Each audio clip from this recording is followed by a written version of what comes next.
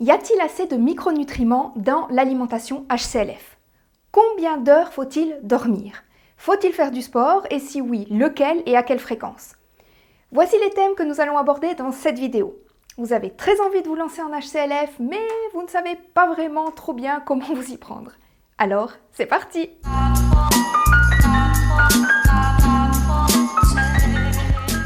Se lancer en HCLF pour être certain de prendre un bon départ dans cette alimentation. Nous allons aujourd'hui terminer de répondre à cette fameuse question puisque cette vidéo est la 4e de la série Mode d'emploi HCLF. Si vous n'avez pas vu les 3 précédentes, je vous invite à les visionner avant de regarder celle-ci, puisqu'en fait, j'aborde les sujets dans un ordre qui vous permettra d'appréhender au fur et à mesure les concepts de cette alimentation. Dans cette vidéo, nous allons parler des micronutriments, du sommeil et du sport. Et vu que nous arrivons au bout de cette série, restez bien jusqu'à la fin de la vidéo parce que je vais aussi vous donner quelques petites astuces et petits conseils supplémentaires pour bien démarrer dans cette alimentation.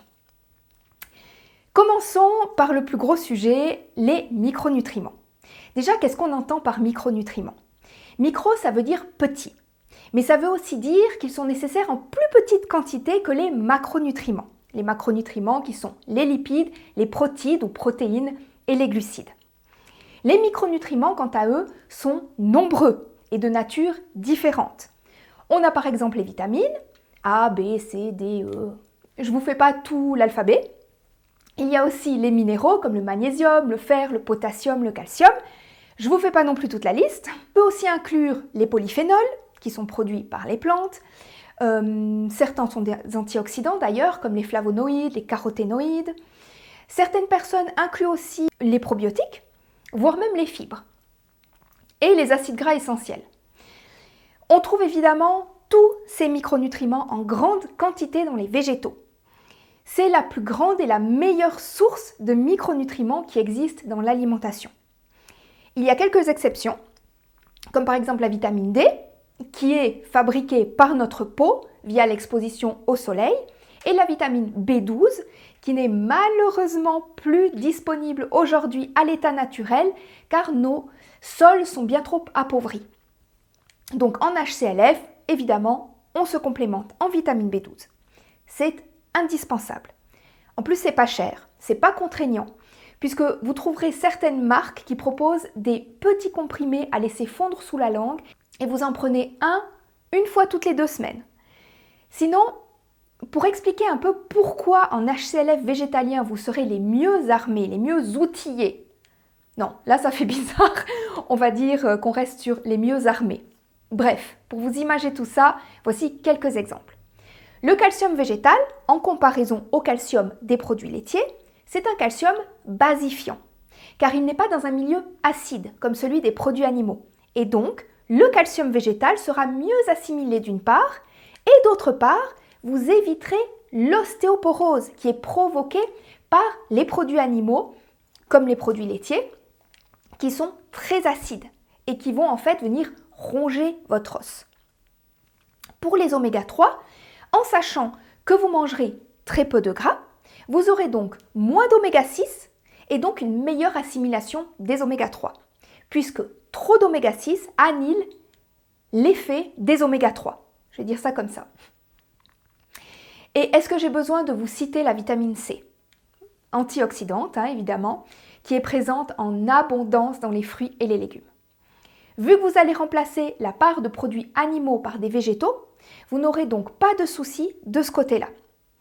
À propos de la vitamine A, les caroténoïdes, qui sont également des antioxydants présents en abondance dans les légumes de couleur rouge, jaune, orange, qui doivent en fait contrebalancer les aliments pro-oxydants, comme la viande, les produits laitiers, les graisses animales.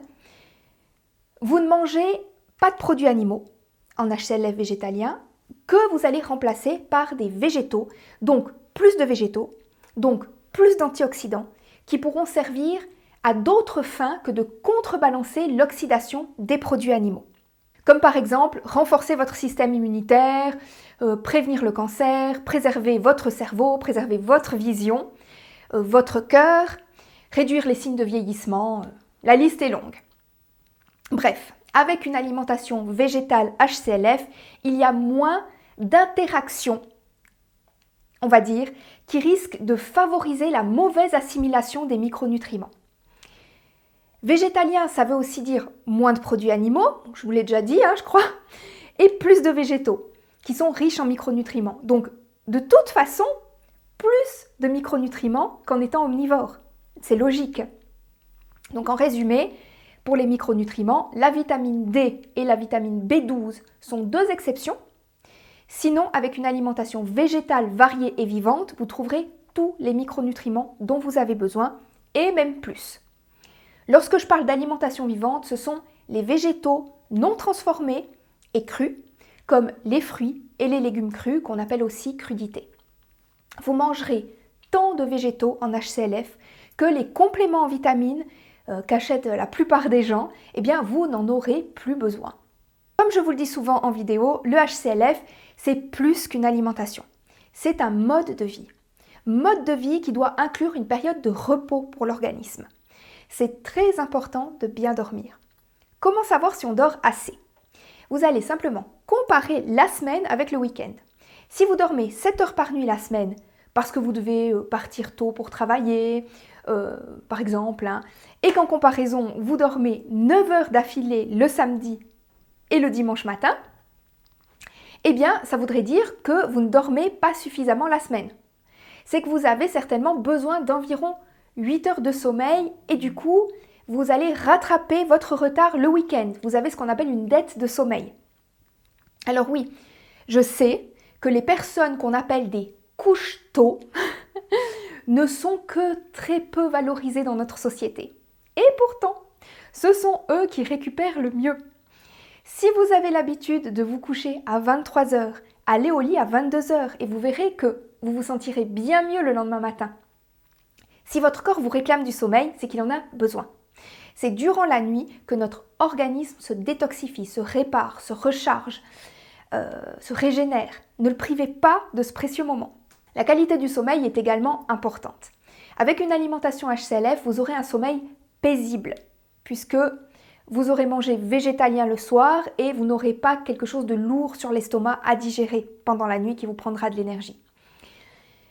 Mais pensez aussi à la qualité de la literie.